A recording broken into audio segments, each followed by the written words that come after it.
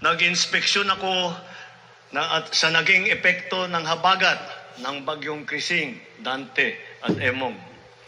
Kitang-kita ko na maraming proyekto para sa flood control ay palpak at gumuho. At yung iba, guni-guni lang. Huwag na po tayo magkunwari.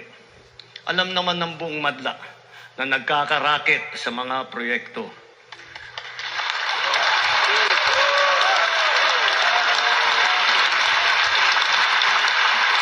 Mga kickback, mga initiative, errata, SOP, for the boys.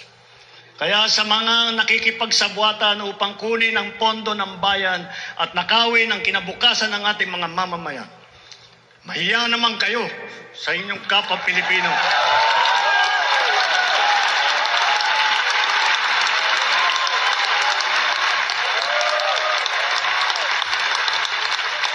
Mahiya naman kayo sa mga kabahayan nating naanod o nalubog sa mga pagbaha.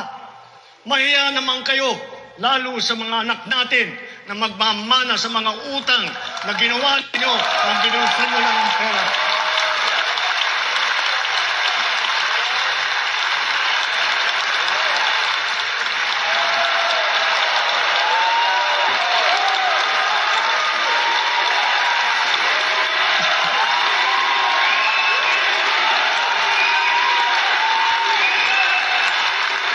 Hindi na maulit. So that this will not happen again. First, the DPWH will immediately submit to me a list of all flood control projects from every region that were started or completed in the last 3 years. Second, the Regional Project Monitoring Committee shall examine that list of projects and give a report on those that have been failures, those that were not finished, and those that are alleged to be ghost projects.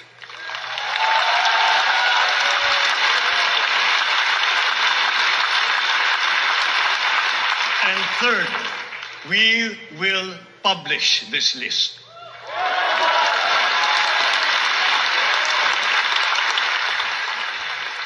Isa sa publiko natin ang listahang ito. Kaya ang publiko na saksi sa mga proyektong ito ay malayang suriin ang listahan at magbahagi ng kanilang nalalaman para makatulong sa ating investigasyon.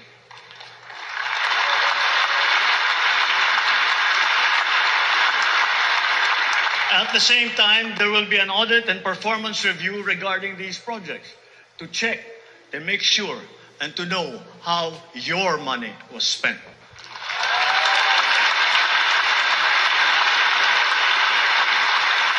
Sa mga susunod na buwan, makakasuhan ang lahat ng mga lalabas na may sala mula sa investigasyon, pati na ang mga kasabwat na kontratista sa buong bansa.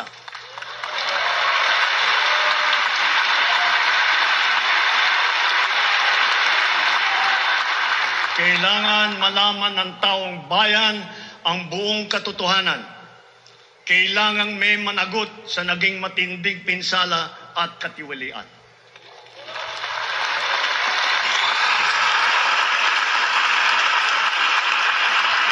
Therefore, for the 2026 national budget, I will return any proposed general appropriations bill that is not fully aligned with the national expenditure program.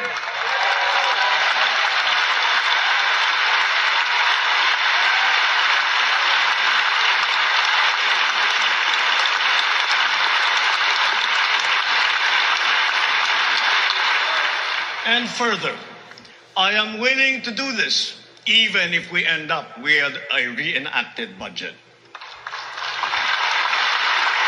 Hindi ko aaprubahan ang kahit anong budget na hindi alinsunod sa plano ng gobyerno para sa sambayanang Pilipino.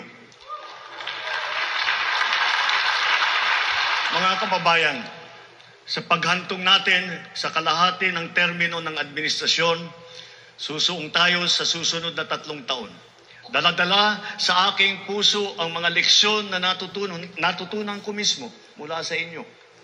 Ito ang nagbibigay sa akin ng bago at pinag-iba yung gana sa trabaho sigla sa serbisyo at dedikasyon sa Pilipino.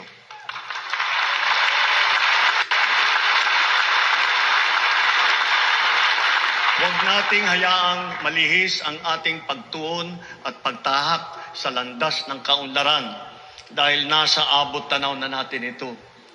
Ito ang ating dapat na pagtulungan. Ito ang ating dapat na pinagtutunguhan. At kayang-kaya natin ito marating at maisakatuparan. Sa wika ng ating bayani, only he who from whatever position he occupies, whether high or low, strives for the greatest good possible for his fellow man, possesses true patriotism. Alam po natin sa ating puso kung ano ang tama, kung ano ang mali, kung ano ang mas mahalaga at mas makakabuti sa sarili, sa pamilya at sa ating bayan. Sa mga matitinding hamon na binabato at hinaharang ng ating mundo ngayon, nasa likod ninyo ang pamahalaan. At huwag tayong matakot. Huwag tayong titiklop. Huwag tayong mawawalan ng pag-asa. Dahil ang Pilipino ay likas na matapang, magaling, masipag, matibay, at mabuti.